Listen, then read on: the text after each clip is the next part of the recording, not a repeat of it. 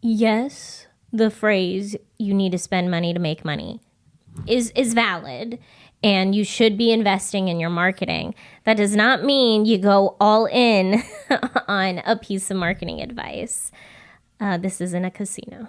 Yeah, I mean, Hey everyone, welcome to the S.O.B Marketing Podcast, where we celebrate the S.O.B that you are, and if you haven't figured it out yet, we mean small-owned business. We don't mean S.O.B. listen, we know that as a small business owner, you are working hard on the daily to keep your business fully operational while trying to promote it. And while some days it may feel like the business is owning you, if we're being honest with each other, I bet you would admit that you wouldn't give up the insanity for anything. Our commitment here at the S.O.B Marketing Podcast is to give you the real talk, what works when it comes to advertising, marketing, promoting your business, and then what doesn't really work. And Chelsea and I promise to always keep the conversation real. Well. Oh. Hello, Vivian. Hello, you're back again. Yes, I'm back again, and so are all of our SOBs. Hey, SOBs. Hey, it's good to hear from you guys. Today, we have a great conversation. We're going to court. Yeah, believe it or not, you're on trial. You are on trial today. No, they are not on trial. Marketing advice is on trial. Today, we are talking about all the marketing advice out there and, you know, how, as a small business owner, you can look at it and say, oh, this is worth my time, or I shouldn't listen to this person, right? Really, at the end of the day, we're talking about whether marketing advice is legit or not and how to decide. Yeah, and you guys, we're pretty passionate about this particular topic just because, for one, we know you're inundated with all of this information. I don't know who thought it was a good idea to put information online. Just be like, have at it. Just all the stuff, let it be available at your fingertips. And so then you spend literally 80% of your time like, should I do this? Should I not do this? What, I mean, you know, is this going to benefit me? And then you go down these rabbit holes where you're like, I really should just not even like touch this. Yes. Well, and I think a big problem is a lot of marketing advice out there contradicts itself. Yes. Like someone tells you to do this, the other person says absolutely do not do that.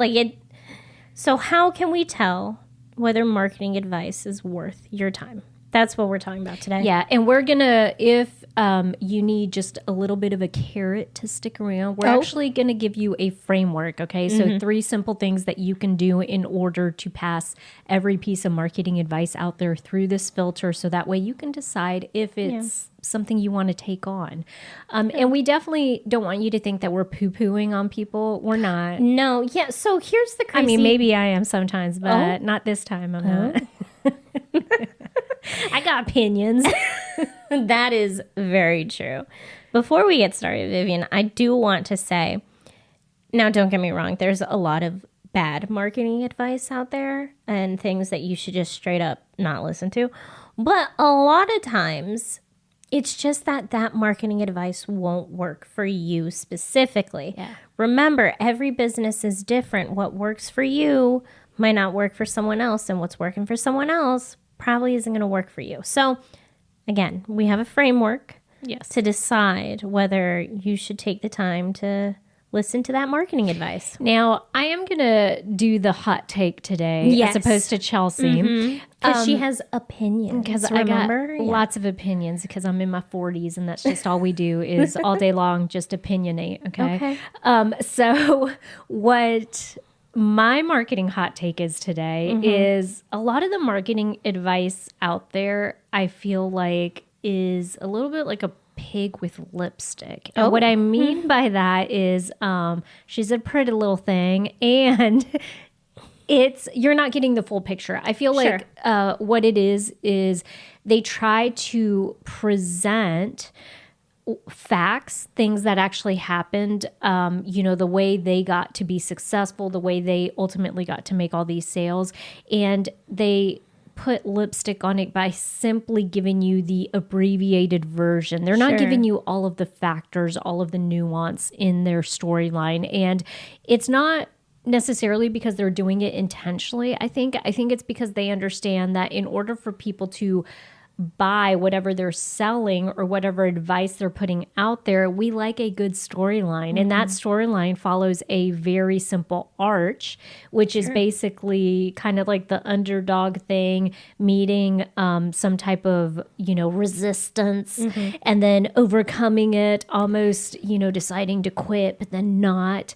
And then finding success on the other end of it. Very clean cut storyline. That's not how any of life goes. That's definitely not how business ownership goes. If you're a business owner long enough, you will learn that very, very quickly. Okay. It's just, one thing after another that you're having to overcome. So I say all that to say, just remember what you're getting out there as far as advice for how to run your business or how to promote your business is a lot of times a very, very abbreviated version, and lots of things are left out. Yeah, I love that. So, Vivian, do you want to go ahead and get into the framework? I think we based this off of court. We did, because I love me some Judge Judy and People's Court. Yeah, if you grew up on Judge Judy, you know what I'm talking about. Okay, we love that she had a firm hand, right? She dealt out very good advice, life advice, and she was also, very fair in everything she did. And she liked to tell people that they were idiots a lot, and I love that. Vivian, I have something I need to tell you. What, confession time? Yeah, I don't think I've ever watched like a full episode of Judge Judy. Yeah, and I think it shows. Whoa. I think you could use some Judge Judy in your life. You want me to go on Judge Judy? If you guys leave it in the comments below, tell us, do you think Chelsea could benefit from watching a little Judge Judy justice? Okay. Justice. Yes. Okay. Well, before we get into the framework, I do want to cover it, but really quick, can we please talk about what could potentially happen if you're taking, like, why is this important? What could potentially happen if you're taking marketing advice from the wrong people or the wrong source? I don't want you wasting your time and money. Yeah. At the end of the day, that's where I am, at least. That's the biggest deal for me. If you're taking marketing advice and you're spending time, you're spending money, and it's not working, but you're looking at it and saying, well, they had success doing this, I must be doing it wrong. It's probably not the issue. The issue probably is that the marketing advice itself just wasn't for you. Yeah. It's not what's going to work for your small business. Well, and for me, I'll be honest, outside of the money and the time, I think it affects your sanity. Absolutely. Okay, because you're like, it feels like you're banging your head against a wall. Like, why is this working for everybody else minus but not me? Yeah. And then also, I think that then leads to not trusting yourself to make right decisions in your small business. And so therefore it affects your self-esteem. Yeah. And we want you guys, part of the big thing that we say around here is the reason that we cover these topics is we want you guys to feel confident in the decisions that you are making. Yeah. That is a big deal. And so anything that's going to deteriorate that confidence over time, I'm not a fan of. Yeah. And so just know it affects a lot more than just you wasting money on, maybe a campaign that you wouldn't have thought of otherwise. The last thing I will say is I'm also not a fan of making things harder. Well, in my personal life, I feel like I always have to. For some reason, I have that personality where it's like I take the long route to get, from A to B. Okay. But we don't want you guys doing that. And we feel like it makes it unnecessarily harder on you to run a business while having this whole other life outside of your business if you're taking the wrong marketing advice. No, absolutely. It can snowball into becoming a bigger problem than just, I lost some money on a campaign that didn't work out. Sure. Yeah. All right. So, Chelsea, let's go ahead and say, what is it, as she had mentioned, because I love Judge Judy so much, and Judge Million. Okay, you guys, People's Court. She's the Hispanic one. Okay. Do you know who she is, the Hispanic one? I think so. Oh, you got to watch her too. She's good. Okay. But Judge Judy's the OG. Okay. If we were having a trial for every piece of marketing advice that you see out there, that you read, that you listen to, that you watch, if you run it through this filter, what are the 3 things, Chelsea, that every trial has? Okay. So evidence, Yep. witness, and then, we'll get to a verdict. Yes. Okay. So let's start with evidence, right? Yeah. Yep. So the evidence is anytime you hear something or something's recommended, we want you to go out there and look, is there any data? Are there any numbers available that you can actually look to see if it's true and if the data is actually supporting what they're putting out there? Yes. Is there a case study that has been done or written about, or are there actual real results behind this claim? Now, I'm going to tell you, I'm really good at sniffing this out pretty quick, the results part of it, okay? Okay. When I have somebody online that I'm watching that says, I made $2 million in 1 month doing X, Y, and Z. There are a couple things I always think to myself. I'm like, first of all, does this person actually expect us to believe that, being that you have uploaded all these other videos that, I'm sorry, just doesn't kind of match what you're saying, right? Yeah. You have to look and research and be sure that you're picking up on other cues outside of just what the person is verbally stating. Okay. And some ways that you can do that is, if it's somebody online and that's the only place you follow them, you've never met this person in person, go on their website, look and see what kind of clues that leaves you there. Do a quick Google search, okay? See what kind of information is out there. For a lot of these people, you can find what their net worth is, okay? So if someone's telling you for the last 10 years, I've made, $2 million, this and that, okay, well, there's got to be some information out there kind of, backing that up. You can't just throw stuff like that out and run a business that large under the radar. Absolutely. And I feel like this is kind of starting to bleed into witness as well. Okay. Which is our second step. Yeah. Second step. Yeah. Second component of a trial. Second component of a trial. Yeah. It's focusing on who's making the claim and are they credible in your situation. I think the in your situation part is very important. Does the witness understand where you're coming from, and is there marketing advice specifically for someone in your situation? Yeah, I think the interesting part of this, we stick to giving SOBs, small owned businesses, advice. Yeah. And part of the reason we feel like we can speak to that is because we have worked with larger budgets, but also smaller budgets.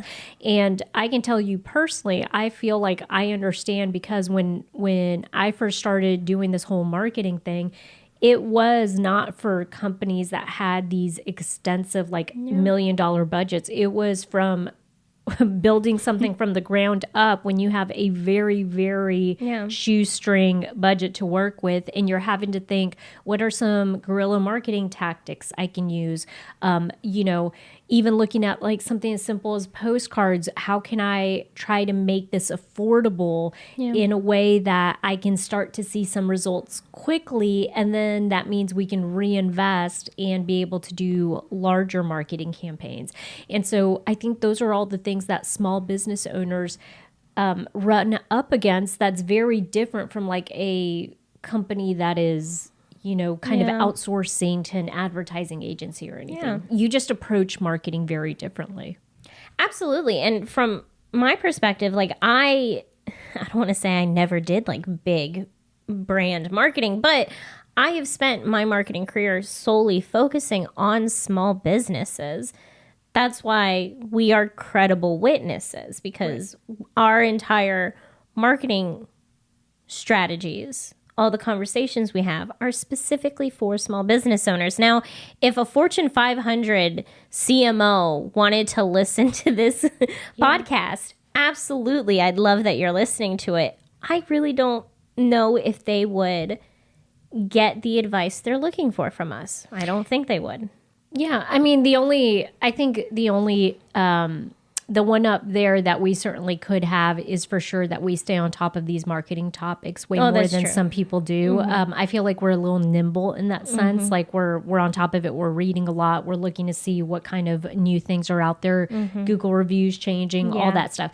Google's new AI ads. Exactly. Yeah. So there are things they could potentially learn, stay on top of. The only thing is, to your point though, with what we're talking about here, we want you guys to just understand. And Chelsea, I know you and I have had this conversation before where you've actually told me the thing that people don't understand sometimes is that look at what the person's actually selling. Okay. Yes. So talk about like the guru that's. Yeah. So on social media, I don't know about you guys, but when I'm on our business page and I open up the Explore page, all I see constantly are these marketing gurus selling their ebook on how to sell or selling their, not platform, what's the word I'm looking for? Their course, selling their course on how to sell, how to market, how to grow your Instagram. Yeah. That's a big one. How to grow your Instagram. These marketing gurus, their target audience is businesses. Mm-hmm. It's you. Yeah. Your target audience is a consumer. The way that you sell to a consumer versus to a business is very different. I mean, that's the difference from B2B marketing and B2C marketing. Yeah. Business to business, business to consumer.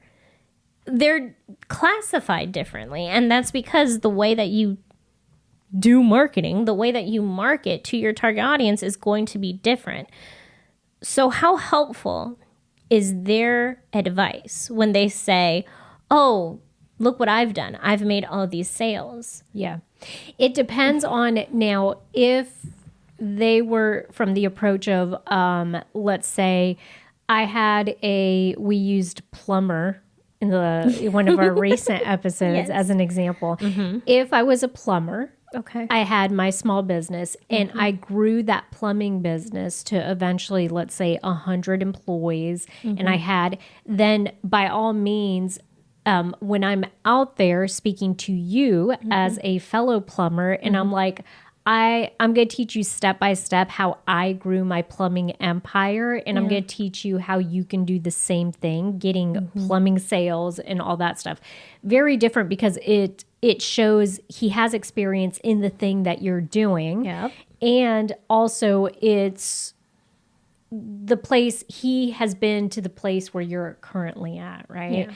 And so the difference in that is maybe this Instagram person that's pitching you a course on how to grow your Instagram has never sold a legit product. And by legit product, I mean, they're selling a product. An ebook is a product. So it's like a framework, but maybe they're not you who's trying to sell your crochet animals at farmers markets. Yeah.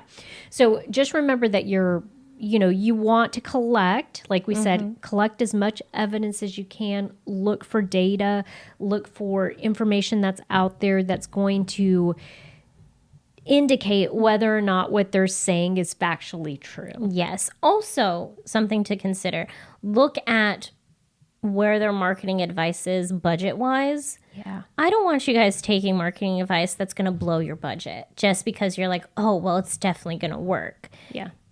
Yes, the phrase you need to spend money to make money is valid, and you should be investing in your marketing. That does not mean you go all in on a piece of marketing advice. This isn't a casino. Yeah, I mean, just saying, don't go all in. Judge Judy would say, you're an idiot. Well, what I was going to say is you're going against our marketing advice, which is never put all your eggs in one basket. Yeah. You got to have multiple marketing strategies going on. That's right. Or marketing initiatives. That's right. And if anything, that's just smart. Diversifying is smart. And then that way you can test. So we're not saying that eventually, and the way we like to approach it is if you're out here testing different things, once you have the data back and you're looking to see what the results are, if you want more of those results, the good ones, right? Like maybe your billboards aren't giving you as good results as you want, but your postcards are, then great, take some of the money from the billboards, put it in the postcards, and then eventually maybe you can just decide not to do billboards anymore and just do the postcards. But we want there to be logic when you're making these decisions. Can I say something else, Vivian? Yeah. I also want you guys to just, I don't want to sound mean, but just like think about it. Okay. If a piece of marketing advice sounds insane and you're like, that's not going to work, and I'm worried about doing this, but this person did it and it worked for them, so maybe I should do it. Maybe you shouldn't. Yeah. If something makes you uncomfortable, to an extent, I'm not saying uncomfortable you don't want to be on video. I mean, in social media marketing age, there could be ways that you discover that you can still create content without being on video. But that's like a different level of uncomfy that I'm talking about, Vivian. Does this make sense? Like if it's making you stretch too much, like... Well, okay, I have an example. Guerrilla marketing can get a little iffy. Sure. A piece of marketing advice that I saw that I was like, I don't want people doing this. Putting not flyers. They were creating cards that kind of looked like things. Like if you were a baker. Okay. You create a card that looks like a cookie. You put the cookie on someone's car. Sure. And then when they like open it, it has all your business information. Yeah. That makes me feel iffy. Now, I am a woman. If someone leaves something on my car, I'm not touching it. Sure. Could that have worked for that person? Yes. Could it work for you? Yes. I'm not going to do that. It makes me uncomfortable. Sure. Okay. So that's what I'm saying. If something makes you uncomfortable to that extent where you're like, I feel like it would make my consumers uncomfortable, or I just don't feel comfortable doing this, you don't have to do it. Yeah. And also what makes me uncomfortable is like, also don't do anything illegal. Just saying. I don't want anyone like that requires me going to like a parking lot and actually putting stuff, touching somebody else's car, touching someone else's property. That's just I hear you. So if you have things like that where you're like, could it work? Yes. Could it get eyeballs? Yes. Is it something I want to be doing? Do I want to put myself in a position where I'm having to lift people's windshield wipers, put something underneath, and then maybe that person's walking up and like... The person was this video, this is an actual thing that I saw from a marketing influencer. They were putting it in the side mirror too. Oh, no. Yeah. And and not just that, but did you happen to read the comments? I wish you would have, because no, I guarantee you. But there was this same influence. I don't remember who, this was years ago, y'all. Yeah. But I still remember this because I remember thinking, bad idea. They were also going into stores with their business cards and leaving them inside products that related to what she does. Now, the comments in that one was like, you're getting a little, like, you're going to get kicked out of a store. Yeah. You're going to make people uncomfortable. Like, this is, yes, it's guerrilla marketing, but it's taking it a little too far. I think I kind of remember something similar where it was like someone going into like a TJ Maxx or something and like putting it in. Yeah. Okay. Like underneath a candle or something like that, right? That. Yeah. Yeah. A little... Could you be doing something else with your time to promote your business that probably would get you further ahead? Yes.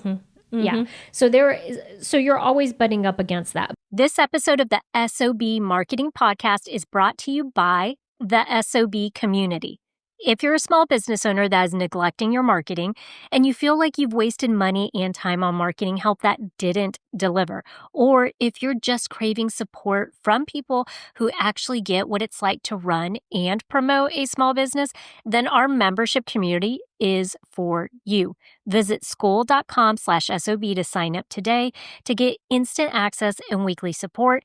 That's SKOOL.com/SOB. Chelsea, based off of like when someone's looking at the evidence and the witness, what are the 3 verdicts that we could come up with? So when we're ultimately deciding, do I want to take this marketing advice? What are the 3 options? Okay, so we got guilty, dun dun. Okay, not guilty, and mistrial. And so the guilty is going to be if it's false, if it's something you just don't even want to attempt. If it's illegal. Yeah, if it's illegal, throw it out. Just, okay, guilty. Not guilty, solid advice, okay? Advice that you want to actually follow. And then the mistrial. You're like, oh, I listened to SOB Marketing. They're smart. Yeah, I'm going to follow their advice. I'm always going to. Not guilty. Not guilty. We're not guilty. The other one is going to be a mistrial, and that is simply just going to be whenever perhaps you don't have enough data or enough information, or you're like, you know what, it's worth testing like in a small way, so that way I can see if it's going to pan out over the long run. Exactly. So remember, we're little scientists as marketers. We want to test things out and see if they'll work. Absolutely. So can we do maybe just a quick run through of this as an example, Chelsea? Okay. Let's say, you know who Gary Vaynerchuk is? No. Okay, Gary V, he's a big guy who he on social media. At one point, he helped his dad run a liquor store or a winery, and he took advantage of like YouTube very, very early on, massive growth from the wine stuff. And then he went on to open like media companies and stuff because ultimately that's how he got his success. So he understood, what do you call it? Just like social media and all of that. Okay. So now he's got media companies. But Gary Vaynerchuk, one of the things, if he were to come out, and I think he actually has before, and said, you need to post 3 times a day on Instagram. Okay. Absolutely. If you're looking to grow your Instagram, you need to post 3 times a day. Walk me through these steps on what ultimately you would decide. Okay. Walking through the steps. Well, first, let's look at the evidence. So he did grow his father's business. He now has multiple media companies. You said he grew on YouTube? He's big on all of the socials. Okay, so he's big on the socials. Yep. Okay. I would also, to be honest, look at how much he posts. Which he does post a lot. Okay, so is he following his own advice? Now, the only place where I have a little bit of pushback is this is now what he does, correct? All he does is give marketing advice. Is it realistic for me as a small business owner to be posting 3 times a day? Is that something that I would be able to do? Yes, there is evidence that it would work. Would it work in my specific scenario as a small business? He's not running a small business. He has a very large business at this point in time. Yeah, and that's the other part, if I may interject. Yeah.